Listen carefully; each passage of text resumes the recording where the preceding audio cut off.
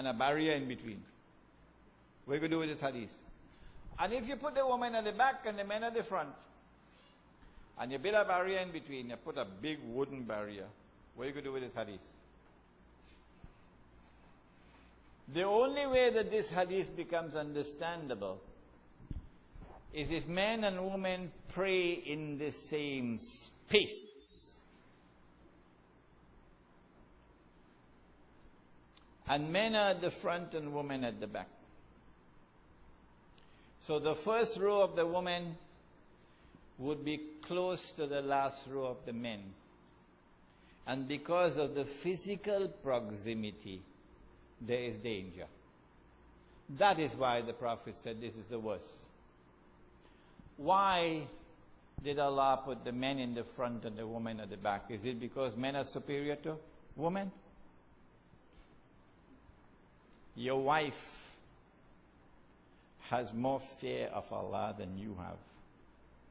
Your wife is a better Muslim than you are. How could you be superior to her?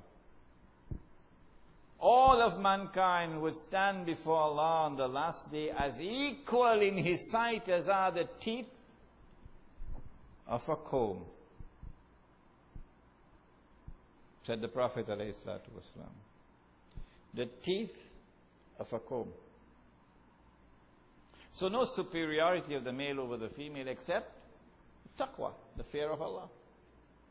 So if the wife has more fear of Allah than the husband, she stands taller. And if the husband has more fear of Allah than the wife, he stands taller. But Allah has made it obligatory on men to maintain women and men to guard and protect women. And therefore He's made it obligatory on women to be obedient to their guardians, to their husbands. And this is the one stage or one rung of the ladder that Allah has given to the men over the women. Alayhinna daraja, He said, daraja. That the woman has to be obedient to her husband. But is this the reason why the men are in front and the women behind? Men are the hunters. Women are the hunted. Except now in America, women are beyond hunters now. Men are the hunters and women are the hunted. This is the natural, the fitra of the male and the female. If you put the woman at the back and the men at the front, it is still possible for a woman to concentrate on her prayer and to worship her Lord and to perform her salat. But if you put the woman at the front and the men at the back, you could turn old mass. Because the men will not be able to concentrate on their prayer.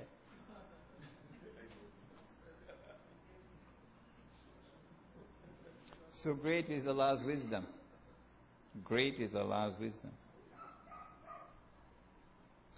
So Allah's messenger put the men in the front and the women in the back. And Dr. Amina Wadud put herself in front of all the men. I don't have to go to anything else in the Quran and Sunnah apart from this one hadith. This is enough. Number two, men and women don't pray in the same line. How you could have men and women pray in the same line when you have to jam up? You have to jam like an unbroken wall, no space in between. Huh? You're mad or you're stupid? How you could have men and women in the same line? That's what she did. I've known Amina Wudud for a long time now, and I've known that this is an awesomely misguided woman. She wrote the book Women in Islam. Read it, you'll see it. An awesomely misguided sister. But she's a Muslim. And we can only pray that she may be guided aright. What she has done is something wrong. Something to be rejected and something to be condemned. Now we've finished with the questions now.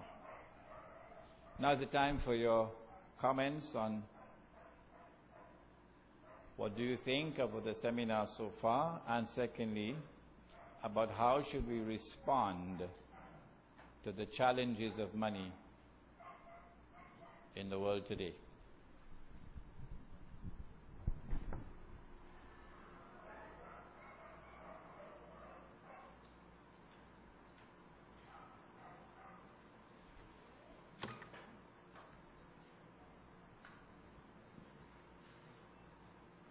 I believe we should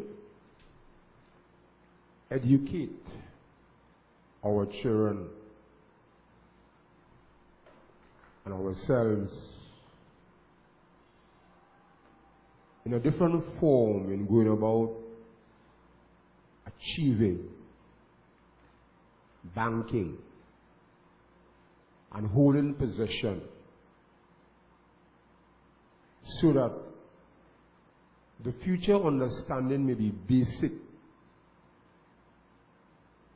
not in the elders alone, but the children will have that basic understanding to carry out. In this way, they are growing with the knowledge to understand world economics and how to keep the body of the people together. It's my position. Well, it might be a good idea to repeat the seminar for school children. Yeah? And of course, don't utilize any terminology, it will be difficult for them. Be a good idea to repeat the seminar for the young ones. I agree with you. That's why in the Muslim village we'll give a preference to young people to come and buy a plot of land at NHA prices. And if you don't have the money to pay, we'll give you time to pay. And if you're really poor, we'll make it a qard hasana. So after 7 years, whatever you have not paid is written off. Any other comments? We don't want questions now.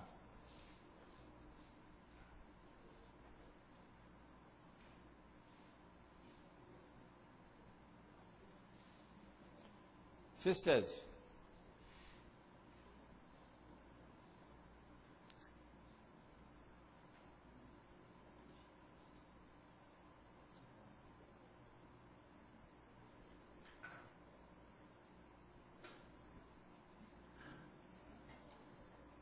I can't hear you. Assalamu alaikum. Assalamu Just a comment about the banks and the risk that you had mentioned. I mean, after hearing you speak, I realize now that when you go to take out a loan with the bank, they ask for collateral as well as a rate of interest paid back on that money. So basically what the banks do is that they're making a riskless gain. They're taking on no risk at all at loaning you money. Well, they're minimizing their risks. Okay. And another point that I wanted to bring up as well, because it's of concern to me, about the Islamic Bank. Having studied a little bit about finance, one would notice that the value of money actually falls with time. And the interest rate that is set by the banks, as it gets higher, it reduces the value of money as well. So it's two things, the interest rate and time. So the system actually supports itself. So an Islamic bank that's actually trying to carry out murabaha, I think the term is, cannot do it in an Islamic way and survive within this system. I don't believe so anyway. So it'll have to be taken out of the present system and into the Muslim village. And I think that's the only way to work. Okay, in the United States, Imam Warisuddin Muhammad has used this argument that bank interest compensates for inflation. The value of the money fall in, so the interest is to make back what you lose in. Our problem with that, two haram don't make a halal. This is haram and that is haram. It can make a halal. The way to respond to it is to recognize the paper money to be haram and remove the inflation, therefore, the falling value of money. Not the prices going up, stupidity. It's the value of the money going down. And then also remove the riba. And bring back the Quran and Sunnah. That's the way. Any more comments? Okay. If there are no more comments, do please remember to write your assessment before you leave. And put your name and your telephone number so we can contact you. And do please offer yourself as a volunteer to help us to organize the next repeat seminar on the last Sunday of May, inshallah, right here in this hall. And I thank you very much for coming. ربنا تقبل منا إنك أنت السميع العليم وتب علينا يا مولانا إنك أنت التواب الرحيم اللهم أنت السلام ومنك السلام تبارك ربنا وتعاليت يا ذا الجلال والإكرام اللهم أرنا الحق حقا ورزقنا اتباعه. O Allah, kindly show us truth as truth. Grant that we might recognize it as truth and to follow it. وَأَرِنَا الْبَاطِلَ بَاطِلًا وَارْزُقْنَا اجْتِنَابَهُ. And O Allah, kindly take the veils from off our eyes and show us falsehood as falsehood. And grant us the capacity to recognize it as falsehood and to turn away from it and to reject it and to struggle against it regardless of the price we may have to pay. Allahumma arina al-ashya'a kama hiya. O Allah, kindly show us things as they are, that we might not be deceived by what they appear to be. Allahumma salli ala. Your wife has more fear of Allah than you have. Your wife is a better Muslim than you are. How could you be superior to her? All of there is danger. That is why the Prophet said this is the worst. Why did Allah put the men in the front and the women at the back? Is it because men are superior to women? And a barrier in between. What are you going to do with this hadith? And if you put the woman at the back and the men at the front, and you build a barrier in between, you put a big wooden barrier, what are you going to do with this hadith? Men are at the front and women at the back.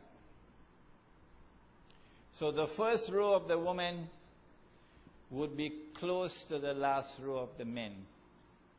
And because of the physical proximity, the only way that this hadith becomes understandable is if men and women pray in the same space. And men